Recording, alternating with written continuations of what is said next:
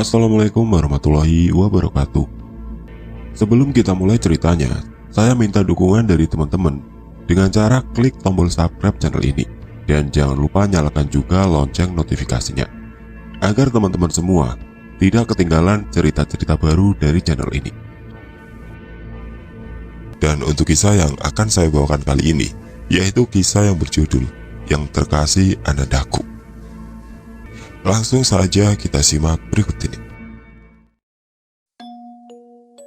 Terjadi di satu desa kecil di Jawa Barat. Penderitaan ini baru berakhir 2 tahun silam, sekitar tahun 2018.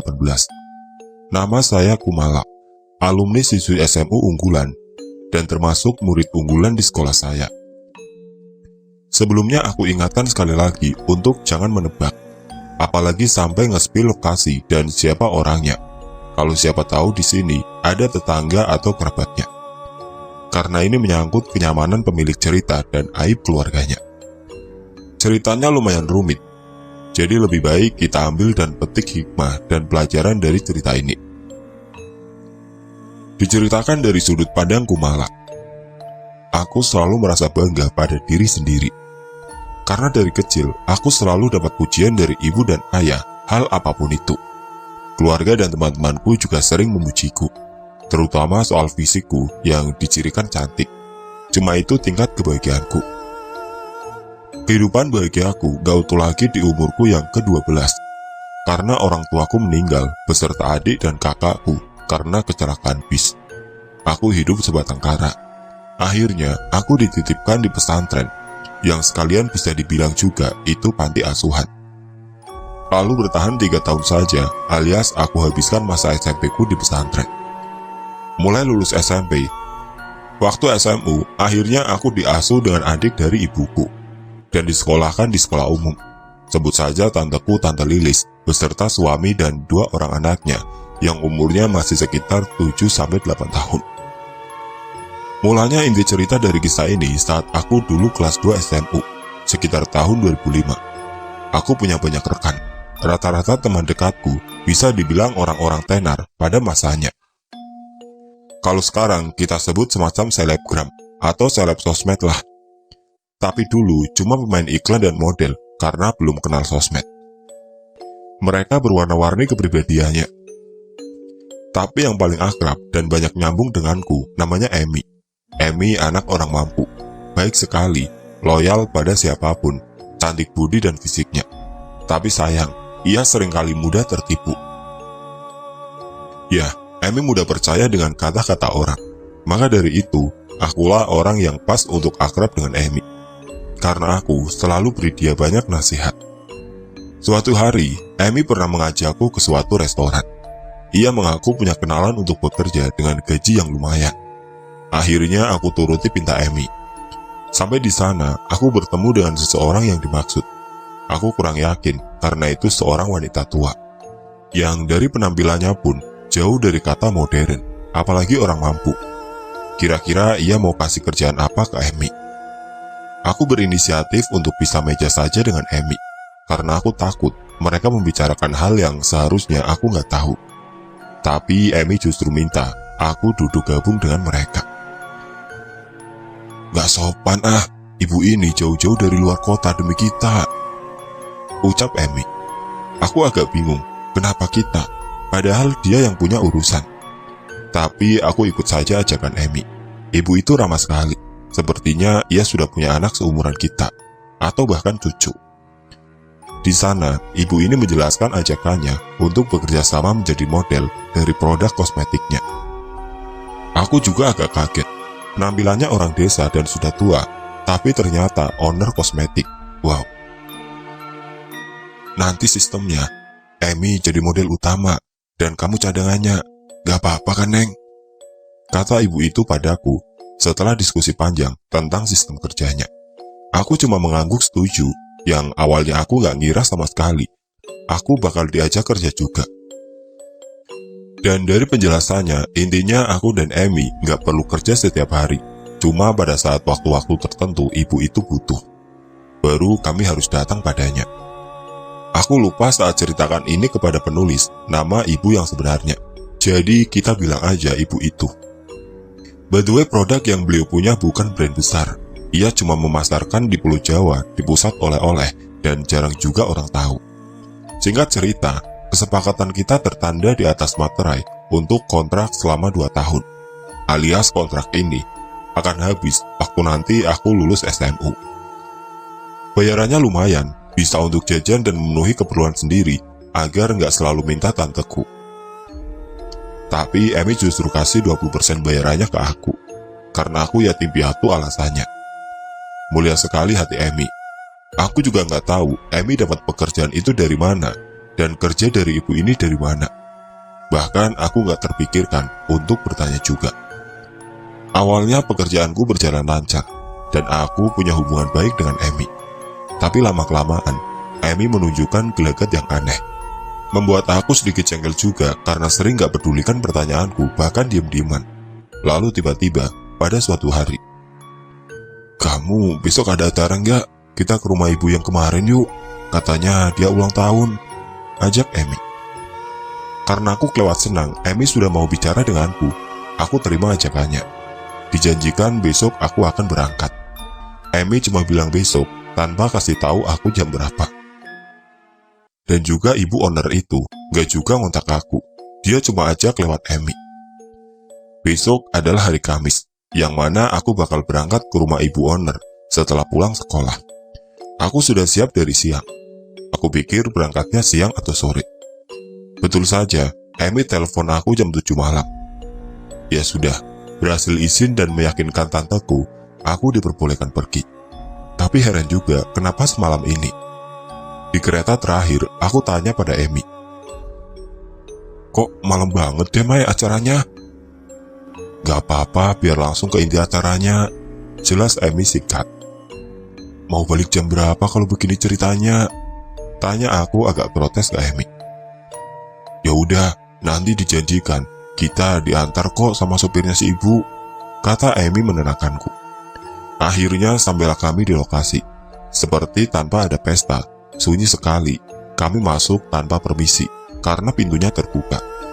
Mungkin sedang ada sesi doa, karena yang ulang tahun bukan anak-anak lagi. Salah dugaanku, memang betul tidak ada pesta.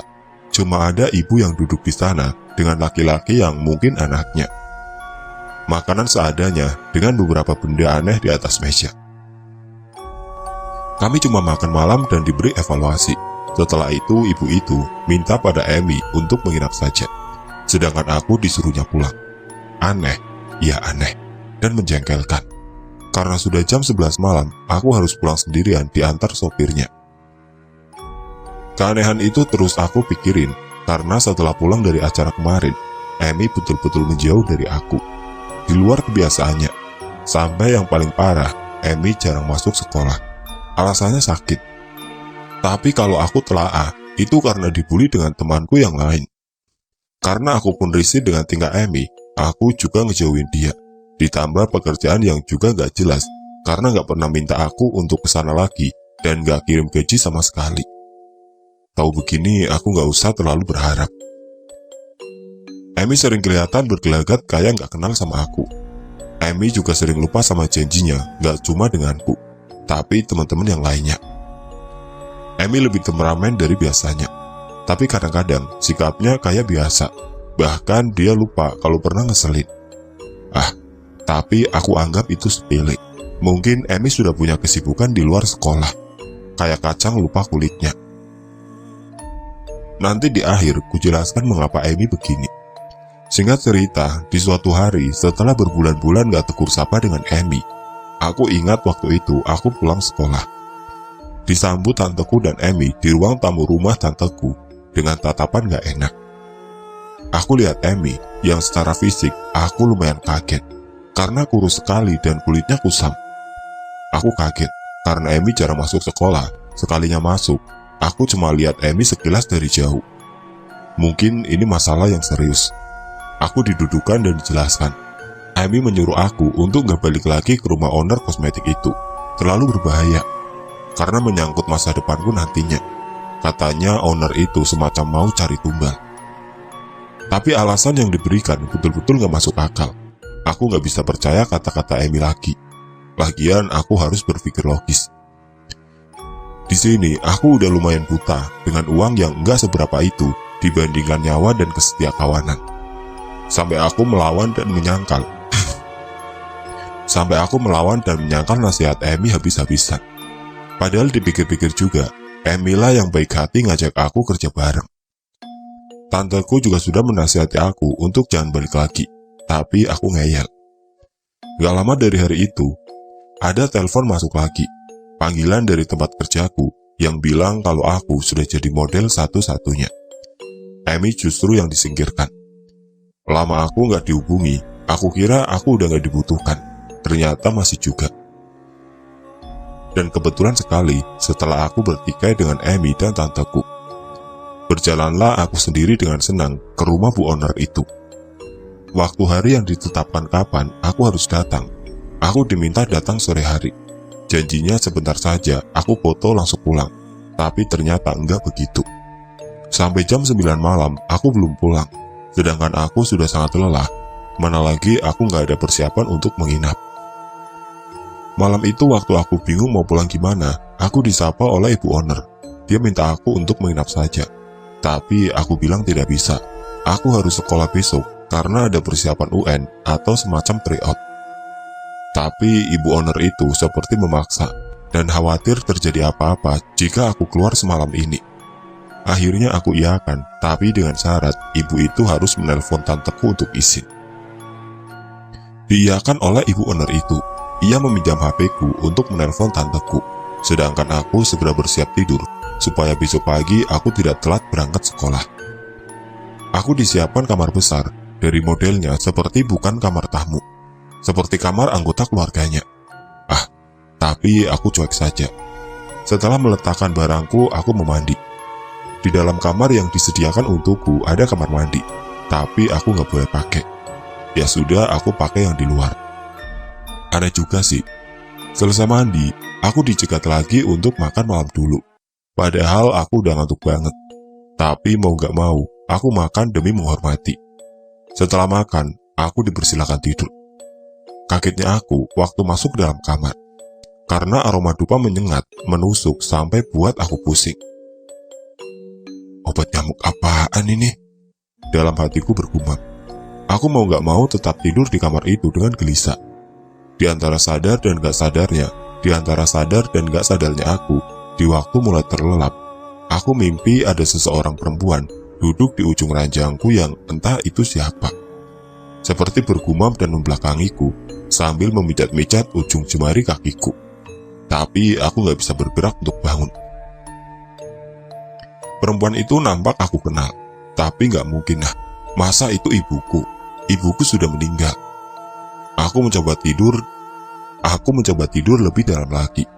Tapi suaranya semakin jelas, seperti nyinden dengan bahasa Sunda yang lirih dan sesekali berbicara.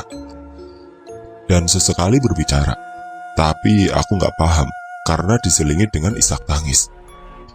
Aku paksakan bangun dan kaget. Ternyata di depanku ada Ibu Owner kosmetik itu berdiri di ambang pintu, menatapku begitu saja tanpa sepatah kata. Aku lihat bajunya persis yang dipakai perempuan dalam mimpiku. Apa tadi bukan mimpi ya? Sudahlah. Mungkin Ibu Owner itu cuma ngecek aku sudah tidur apa belum. Setelah itu aku kembali tidur pulas. Paginya aku bergegas mau pulang dan berangkat sekolah. Tapi aku keliling rumah Ibu Owner untuk pamit, yang ternyata sepi, gak ada seorang pun. Akhirnya aku pergi ke bangunan satunya, gak ada orang juga, sepi. Karena ngerasa buang-buang waktu, aku pergi ke stasiun sendirian. Masa bodoh gak usah pamit dulu. Jujur, dan betul-betul aku bingung kenapa sepi sekali di kota ini. Padahal ini hari kerja, gak ada hari besar juga atau tanggal merah. Aku naik kereta ke rumah sepanjang perjalanan. Kereta gak berhenti di depan stasiun, alias langsung ke tujuan. Tumben, kata aku. Dari stasiun ke rumah gak begitu jauh, karena aku buru-buru. Akhirnya jalan kaki ke rumah dan siap-siap sekolah. Sampai di teras rumah, aku ingat sekali mual yang teramat sangat. Dadaku sakit, sampai aku berlutut di depan pintu. Akhirnya aku pingsan. Terbangun entah di mana, di sebelahku, tanteku dan seorang bapak-bapak yang aku gak kenal. "Terima kasih Pak, ambil saja imbalannya," kata tanteku menyodorkan uang. "Gak usah Bu, gak apa-apa, saya buru-buru," tolak bapak itu sambil memegang tangan tanteku. Tanteku terus terisak, aku bingung. "Tadi siapa tante?" tanya aku. Tanteku kaget melihat aku sudah bisa bicara. Ia marah, sedih, semua jadi satu di raut wajahnya. Akhirnya aku dibawa pulang, lalu tanteku cerita kalau aku sudah hilang 4 hari. Bapak tadilah yang menemukanku tidur di bengkelnya. Katanya aku ada di bengkelnya sebelum ia datang, alias bengkelnya masih tutup. Karena heran dari mana aku masuk, bapak itu tanya, tapi jawabanku ngelantur. Hampir mau diurus ke kantor polisi saat hilangnya aku di hari ketiga, tapi tanteku yakin aku masih ada di sekitaran rumah. Dan betul saja kan, ada tetangga dari bengkel itu yang kenal dengan tanteku dan melaporkan ke tanteku kalau aku sudah ditemukan. Akhirnya aku dibawa pulang. Lokasi bengkelnya tidak jauh dari rumahku, tapi cuma beda desa saja. Setelah kejadian itu aku sakit, dan tanteku peka nampaknya ada yang gak beres. Aku beberapa kali didoakan dan diberi nasihat oleh seorang ahli agama. Waktu itu ahli agama itu bilang ada orang yang mau memperkosaku supaya aku jadi bagian dari mereka. Karena setelah jadi bayi, aku bakal tunduk pada mereka. Untungnya kata ahli agama tersebut, aku gagal diperkosa. Mereka yang dimaksud masih kemungkinan adalah anggota keluarga dari ibu owner kosmetik itu. Tentang ibu owner kosmetik yang aku minta untuk izin dengan tanteku di malam aku menginap, ternyata nggak dilaksanakan sama ibu itu. Ibu itu bohong. Tanteku betul-betul nggak menerima telepon atau SMS dari nomorku sama sekali. Bahkan kontak ibu owner itu sudah dihapus dari ponselku. Kalian bingung, apalagi aku. Aku nggak merasa menghapusnya. Aku hilang 4 hari. Tapi yang aku ingat, aku hanya pergi beberapa jam untuk pulang. Dan aku ingat, sudah sampai di depan pintu rumah, lalu aku gak ingat apapun lagi alias pingsan. Kata seorang ahli agama tersebut, jiwaku sudah berada di alam lain waktu aku terbangun dari tidur. Dan memang, waktu di dunia lain terasa cepat, sedangkan di dunia manusia, aku sudah gak pulang berhari-hari. Seperti itulah intinya, semoga kalian paham. Tanteku termasuk orang yang simple dan gak mau ribet. Atau mungkin dia terlalu sibuk mengurus anaknya yang masih kecil. Sampai setelah kejadian ini, dia mau semua dilupakan saja. Dan jangan pernah ingat ibu owner kosmetik itu lagi. Apalagi sampai datang ke rumahnya. Padahal aku penasaran banget, ibu itu kemana? Dan kenapa dia harus punya niat jelek sama aku? Hari-hari aku lalui dengan kondisi fisik yang kian melemah. Aku sakit yang aku pendam sendirian karena gak mau repotin tanteku lagi. Ya, walau terus diobatin, aku mengaku aku sudah mendingan. Terus begini sampai tiba waktunya UN dan lulus SMU, aku baru merasa sembuh. Betul, bertepatan saat kontrak pekerjaanku habis dengan ibu owner tersebut. Setelah lulus, aku dijodohkan dengan seorang laki-laki pilihan omku. Yang gak lama dari situ, kami menikah. Aku menikah di umurku yang ke-19 tahun, tanpa penolakan dari calon suamiku, dan aku menerimanya juga. Pernikahan berjalan lancar dan bahagia hari itu. Awalnya baik-baik saja, dan sampai saatnya aku mengandung anak pertama 2 tahun setelah menikah. Sukacita betul-betul terasa di keluarga kecilku.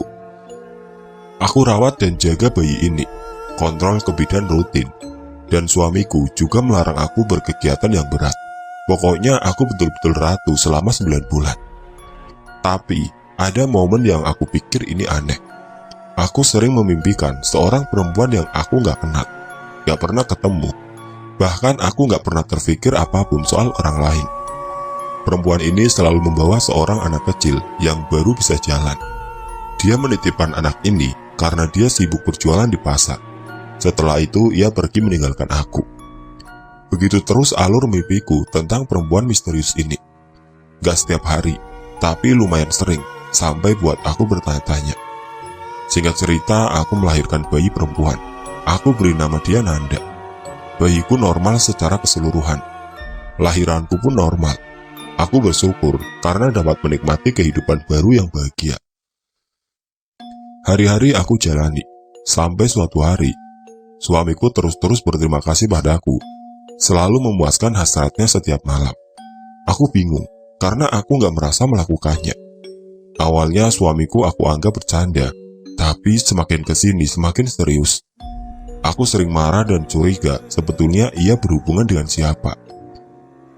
Aku tanya apa yang aku kenakan pada saat itu. Ya, betul, baju yang kupakai hari itu.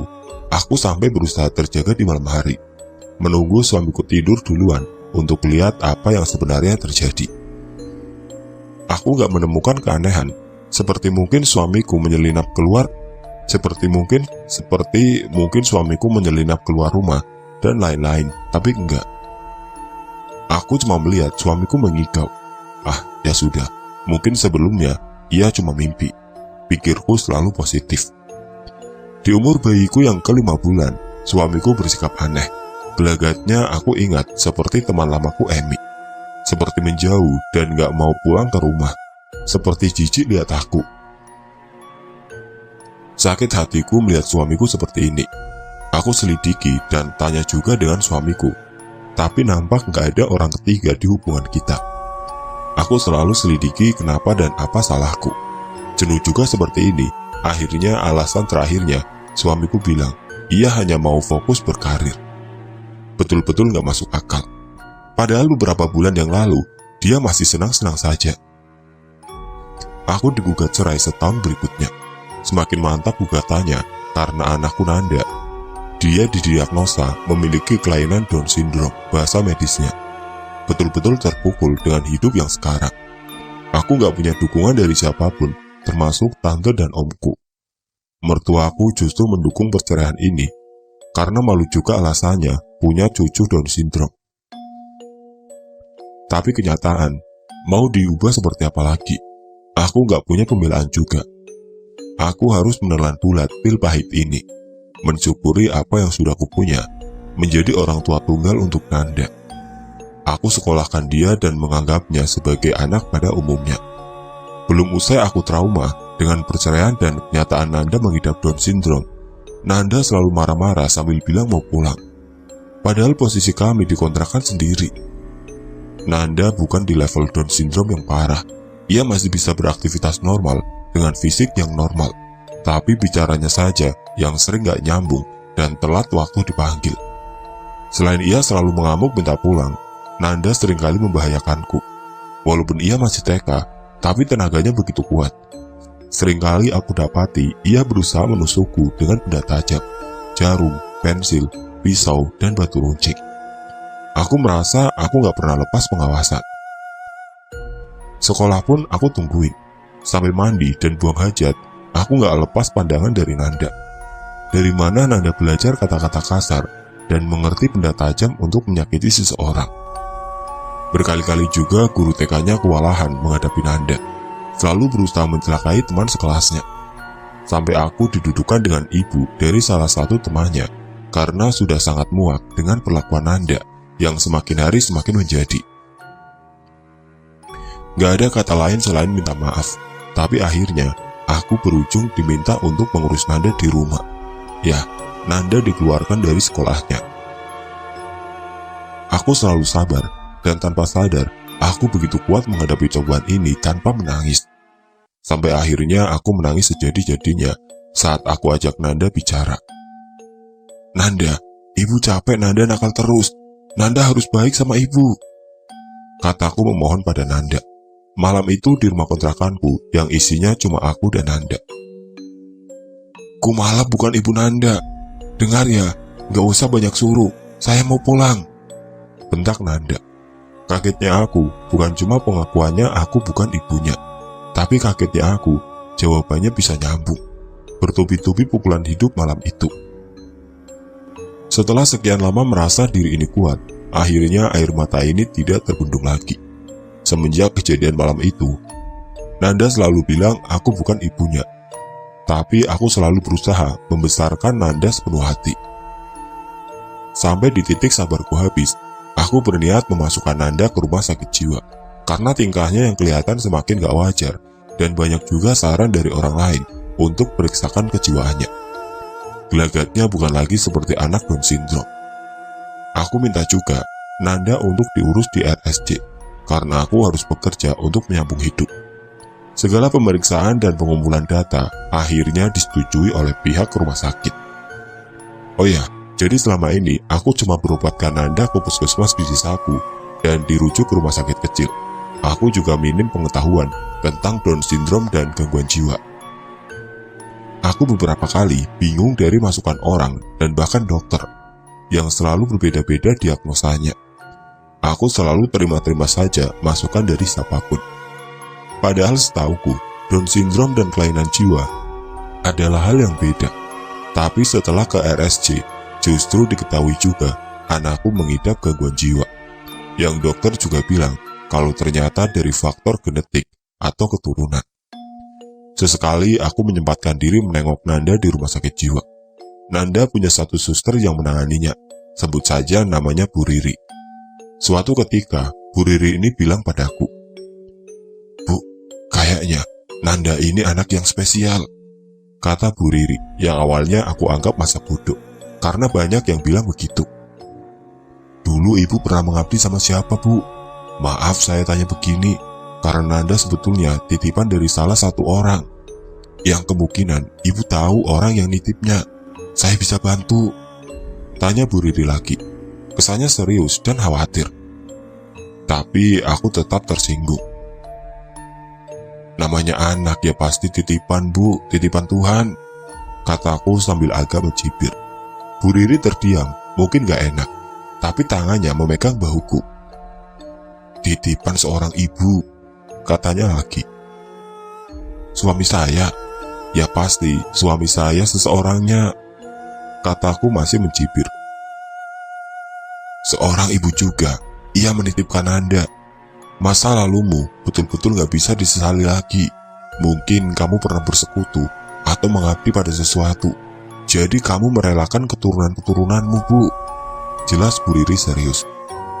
Aku semakin ngeri dengan kata-katanya yang semakin lama aku hanyut dalam penjelasannya. Banyak juga kenyataan-kenyataan yang ditunjukkan Nanda kalau aku seperti bukan ibunya. Dan Nanda betul-betul gak mirip dengan aku juga suamiku. Tapi keyakinanku tetap gak goyah kalau Nanda tetap akan aku rawat bagaimanapun keadaannya. Aku jalani semuanya dengan ikhlas, walaupun Bu Riri selalu menyarankanku untuk mengobati Nanda ke orang pintar saja sebelum umurnya yang ke-8 tahun. Tapi aku tetap menolak. Kujalani hidupku sampai di tahun 2017. Sampai rumah sakit selalu kewalahan menghadapi Nanda. Kujalani hidupku sampai di tahun 2017. Sampai rumah sakit selalu kewalahan menghadapi Nanda. Kondisinya semakin gak karuan. Selalu menyakiti dirinya sendiri karena gak ada seseorang yang bisa ia sakiti atau melampiaskan emosinya. Setahun berjalan dengan kondisi Nanda yang semakin kurus dan memprihatinkan, ia akhirnya melemah dan sakit.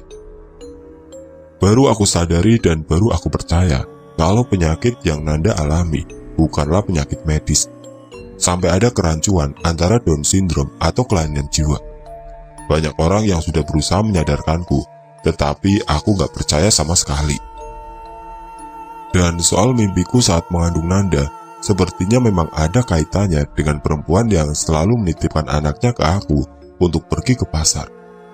Di tahun 2018 akhir, Nanda menghembuskan nafas terakhirnya, di umurnya yang ke-8 tahun. Terpukul, tapi juga merasa usai penderitaanku, karena selain sulitnya mengurus Nanda, aku harus menanggung malu sebagai seorang janda yang mempunyai anak Down syndrome dan gangguan jiwa. Tanpa aku cari jawaban sebenarnya apa yang menimpaku, aku cuma berserah diri pada Tuhan. Memang ini takdir hidupku. Tahun berlalu, tepatnya di tempat kerjaku yang baru, aku beranikan cerita masa laluku yang kelam. Di sana ada satu temanku yang menceritakan satu film yang sempat booming pada masanya di tahun 1980-an. Tapi aku gak tahu film itu karena aku benar-benar kudet. Betul, persis dengan apa yang aku alami. Keluarga yang ada di film itu betul-betul hampir kehilangan anaknya di umur yang ditentukan. Percaya nggak percaya, tapi ini aku simpulkan dari diri sendiri.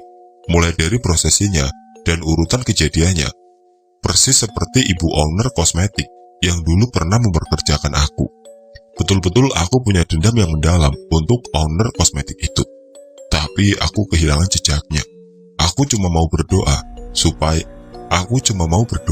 supaya kedepannya ini menjadikan aku pribadi yang lebih bijak dan hati-hati. Aku juga minta pada kalian doanya untuk anakku almarhum Ananda, agar tenang di sisi Tuhan Yang Maha Esa. Aku sayang sekali dengan Anda. Mengenai sudut pandang dari Amy, kenapa ia selalu buat jengkel aku dan teman-teman sekolah yang lain?